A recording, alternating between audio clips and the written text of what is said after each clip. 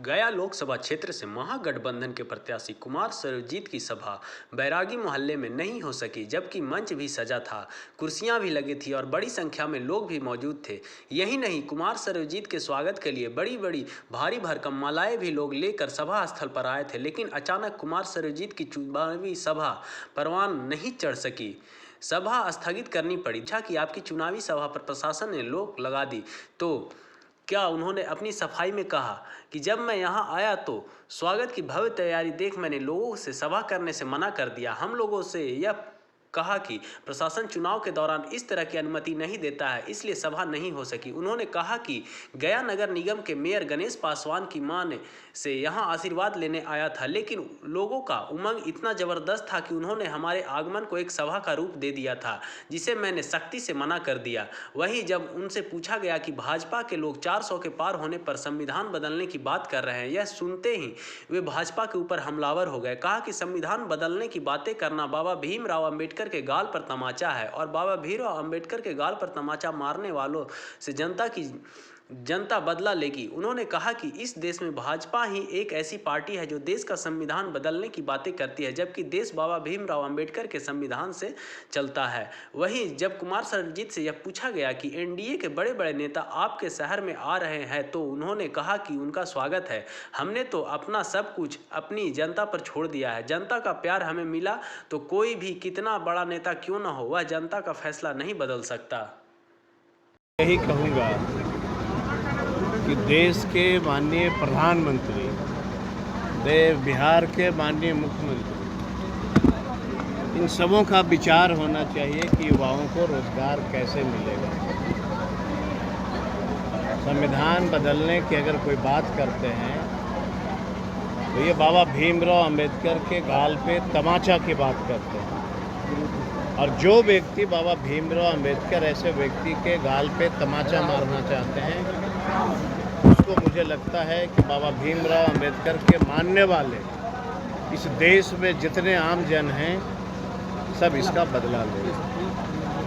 और मज़े की बात यह है कि इस देश में कोई जाति धर्म के लोग बाबा भीमराव अंबेडकर के लिखे हुए संविधान के बारे में नहीं बोलते, जैसे भाजपा के लोग ही बोल सकते हैं। और सबको पता है ना कि जब देश का राजा कोई काम नहीं करता हो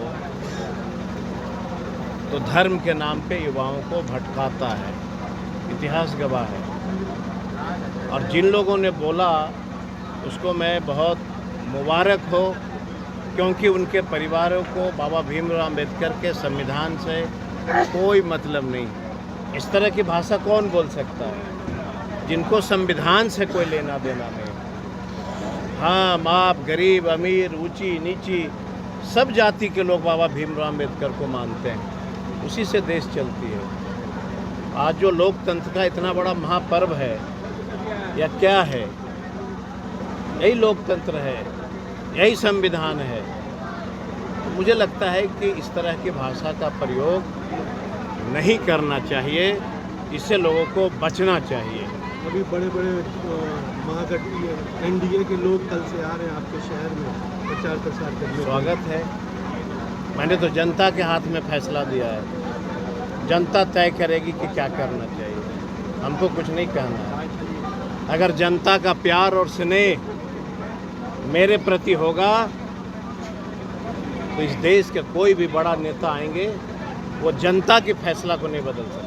यहाँ पे सभा होने वाली थी तो प्रशासन की ओर से रोका गया था। नहीं, बेचारे मोहल्ले के लोगों के मन में इतनी उमंग थी कि लोग ने कहा था कि ज़रा मेरा मोहल्ला घूम लीजिए।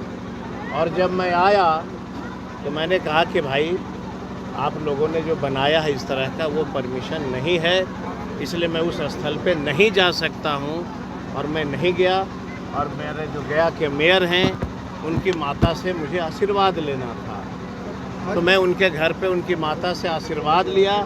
और ये प्यार और स्नेह था इस लोग मोहल्ले का, इस वार्ड का लोगों को, कि मुझे हमारा अपना प्यार देने के लिए इतने बड़े पैमाने पे लोग खड़े थे।